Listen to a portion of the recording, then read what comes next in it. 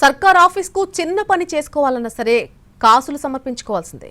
ప్రతి టేబుల్కు లంచం ఇవ్వాల్సిందే. స్వాతంత్రం వచ్చి 8 దశాబ్దాలు కావస్తున్నా సర్కారీ ఆఫీసులో పరిస్థితి మాత్రం మారడం లేదు.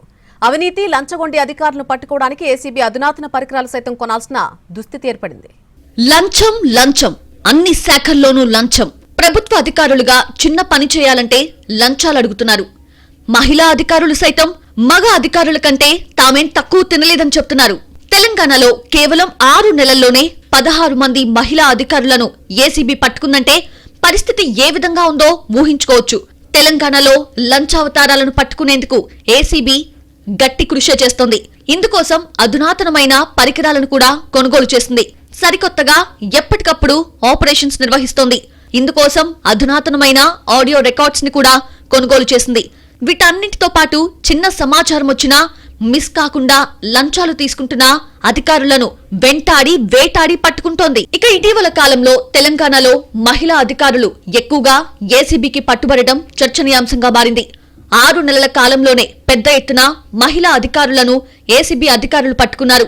Electrical, town planning, revenue, education, municipal శాఖల్లో పనిచేస్తున్న అవినీతి మహిళా అధికారులు లంచాలు తీసుకుంటుండగా ఏసీబీ రెడ్ హ్యాండెడ్ గా పట్టుకుని కటకటాల వెనక్కి నెట్టింది.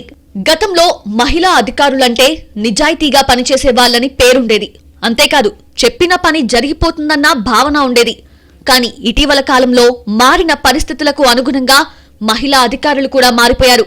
డబ్బులిస్తే కాని పనులు చెయ్యమని నిక్కచ్చిగా చెప్పేస్తున్నారు. మహిళా అధికారులు ఇప్పుడు ప్రతి చిన్న పనికి కూడా డబ్బులు కావాలని ధైర్యంగా అడుగుతున్నారు. గతంలో మహిళా అధికారుల అవినీతిపైన సమాచారం వస్తే ఏసీబీ అధికారులు చూసి చూడనట్లుగా వ్యవహరించేవారు. ఇప్పుడు అలాంటి పరిస్థితి లేదు.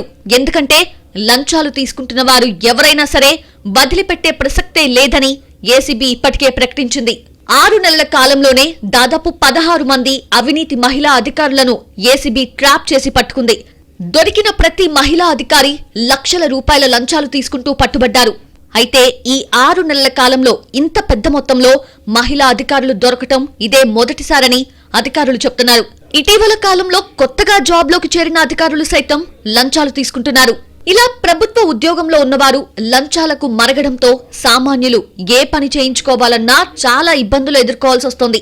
దీంతో ఈ లంచాల జలగల పీడను వదిలించుకోవడానికి చాలా మంది ఏసీబీ అధికారులను ఆశ్రయించక తప్పడం లేదు. నిజానికి ఏసీబీలో ఫిర్యాదుల సంఖ్య 0కి చేరిన రోజు నిజంగా ప్రభుత్వ వ్యవస్థలన్నీ సక్రమంగా పనిచేస్తున్నట్లు లెక్క. కానీ ఇది ఇప్పట్లో సాధ్యమా అనే ప్రశ్న తలెత్తుతోంది. కానీ దీనికి భిన్నంగా లంచం తీసుకుంటున్న ప్రభుత్వ ఉద్యోగులను మరింత చాకచక్యంగా పట్టుకోవడం కోసం ఏసీబీ విభాగం అధునాతన పరికరాలు కొనుగోలు చేస్తోందంటే పరిస్థితి ఎంత దిగజారిపోయిందో అర్థం చేసుకోవచ్చు.